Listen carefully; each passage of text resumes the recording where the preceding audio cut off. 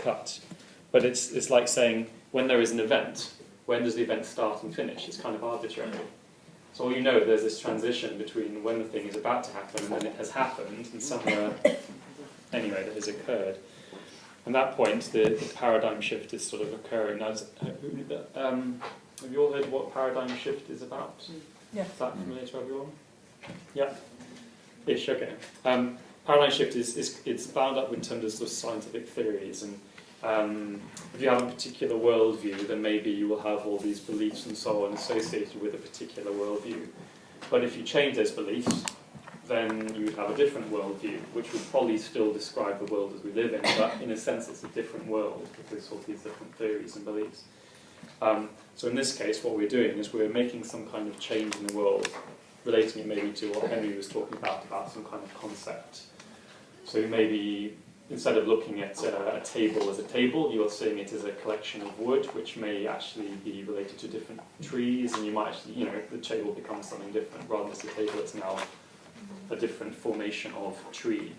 Okay, so that's a transformation. It's no longer what it was before, and it's becoming different. So your world has changed a little bit there. Okay, and then in this horrible act that we have just perpetrated, we've just stabbed the world, or whatever it is. Then we go into shock. That's the fourth. So there's a brief period of pause, and everything kind of sinks in. You can imagine there's been an accident, and everything suddenly goes rather strange and numb, and it's all rather alien, and it hasn't really sunk in yet. So this is kind of period where we basically freeze. And we move on to the fifth. And I kind of feel this is a kind of powerlessness. You think, oh God, no, something's happened, and oh dear, what can I do about it? And you kind of, it's, there's not much necessarily you can do at that point. It's happened. So you're kind of sort of looking for possibilities, maybe where there are none. You're just trapped in the moment. And then the sixth. In Thoth Death is science, and the Wide Awake it has this image of a boat.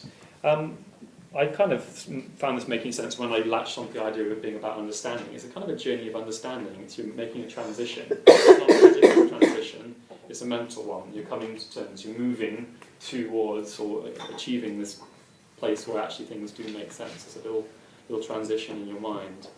So you catch up with yourself, basically. Don't I move away? Am I not moving away from something then? You could be. Well, you will be moving from the old to the new, definitely. So, yeah, you will be necessarily leaving something behind as you approach the new. From a problem to a solution. Is that the way I think of it? Okay. Yeah.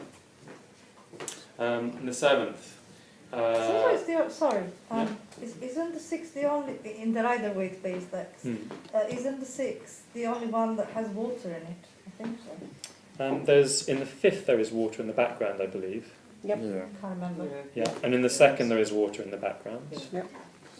And in the ninth there is water on the floor, but it's more puddles.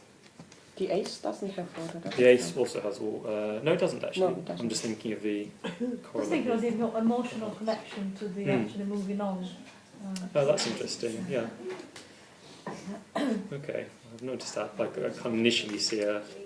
Because swords in itself, they're obviously air. So Well, the 5 and a 6. Six is the most watery one, and I'm thinking, as you were saying, moving on to something else, there is an emotional component to that as well. Yeah. Well, now that you mention it, that I didn't notice for the 5 and a 6, because they're both Aquarius cards. I think that's something to do with it. So it's air, but it's kind of watery at the same time. Yeah, no, absolutely. I just thought, because I never thought it was kind of. Yeah. Okay. So now we've moved away and now we are cheated. So yeah, we hit the seventh then. Now, for me, when I was thinking about this, how this would make a narrative, I started thinking about like the person who's at school maybe, and something's gone wrong, and suddenly your mind goes, okay, how can I get out of this? You're kind of desperately looking for options and escape routes and things. So at that point I say, okay, well maybe that's what it's about. Maybe it's you're trying to sort of think outside, you're trying to escape from whatever you've done. Or maybe the criminal is trying to come up with a defence and say, okay, it wasn't me, it was the guy next to me, he was the one who did it, or something like that. So you're kind of like trying to shift the blame somehow. then the 8.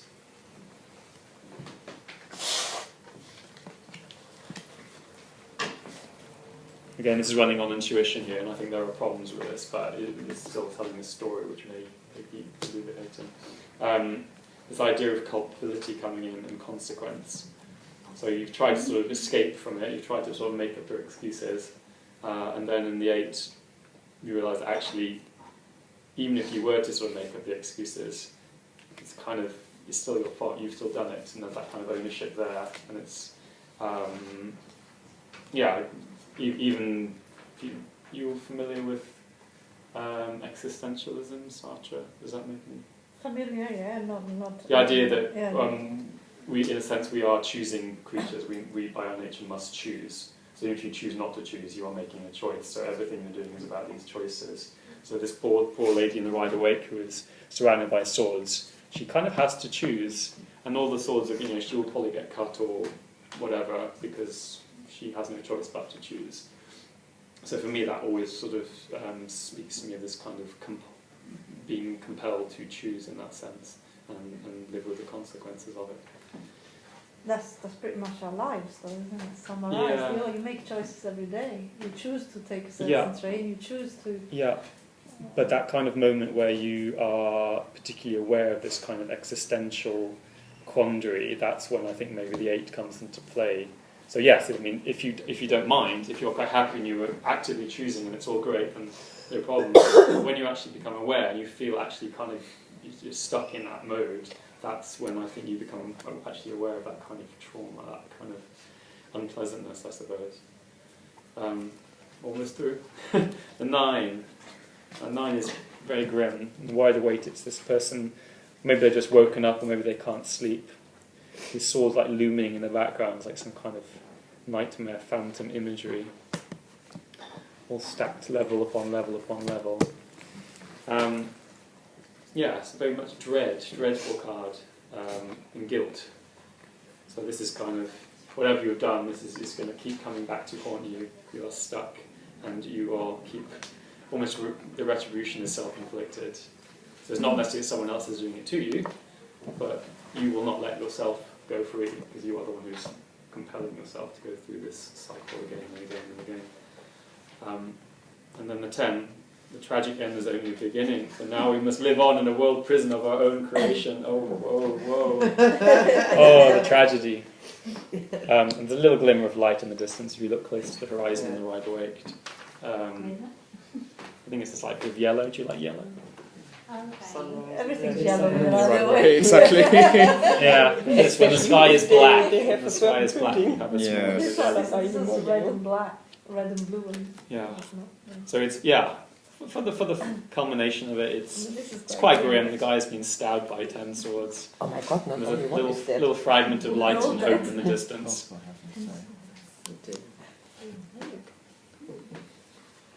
All right. So this trip through, I mean, there's basically drawing out there's a psychological response to trauma. I think at least that's the kind of message I got from it, and you can see some of that as well. I think it's not that surprising, given that it's like the cyclical journey of the sword is one of revelation. So, you know, new things will come to pass, come to be understood, and in that process, I mean, we have a natural tendency, I suppose, to kind of create bonds and relationships. We think, oh, that's what the Sutras cut is all around.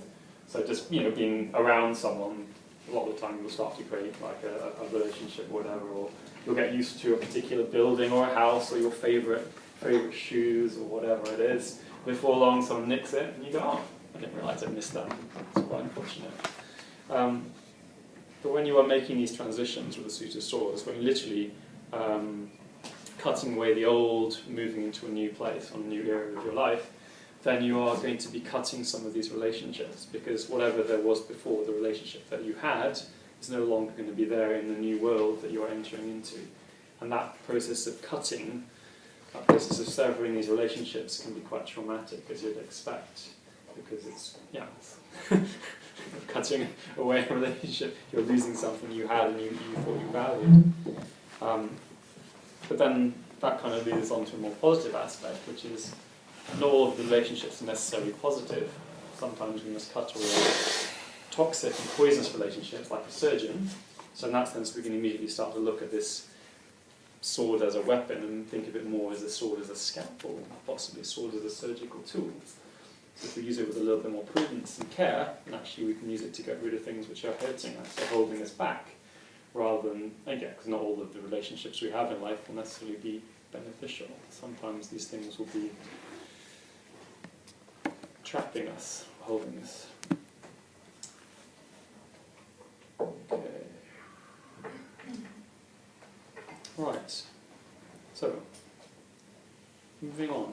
Anyone got any questions and stuff at that point? Because a lot of stuff is being dumped in your heads, so it can get high. If there's any questions or anything you're not following or would like to just raise? All good? Yeah, I've got one question. Just one? Okay. Yeah, all the journeys, did you make them up yourself or are they Made up. accepted? You made them up yourself? Yeah. Yeah, you did. Yeah. I mean, You made 3 journeys. I could have made them, no, I think 3 was about right. It's a good number, I think, I like 3.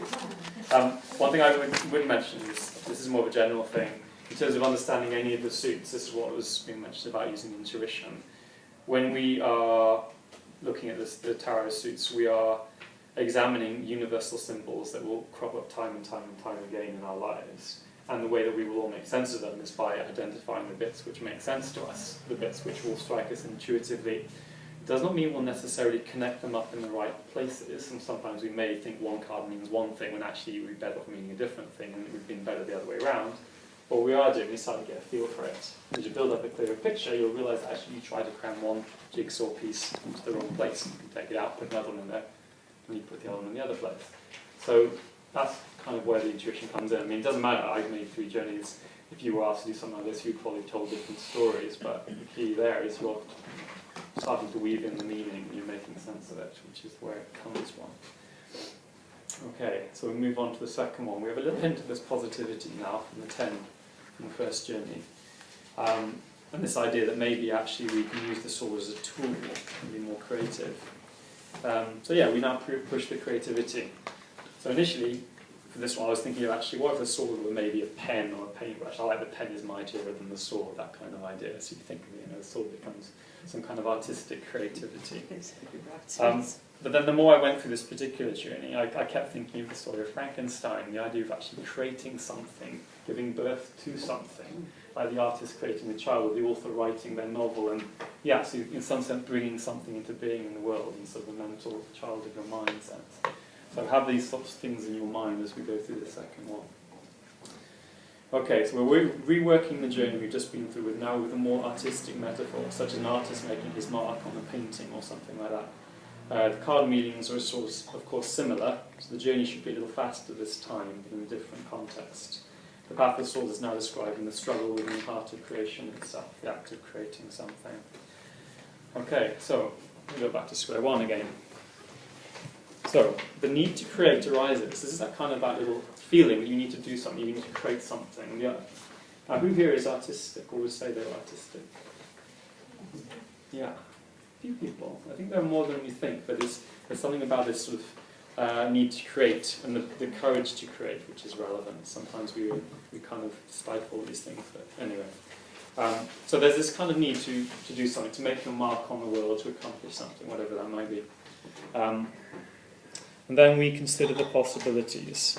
So I can imagine in my mind there's the artist paint on the paintbrush, ready, and what are they going to do? What happens next? We don't know.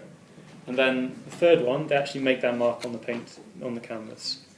Or maybe they've chipped away a little bit of the sculpture or something, so the act has happened.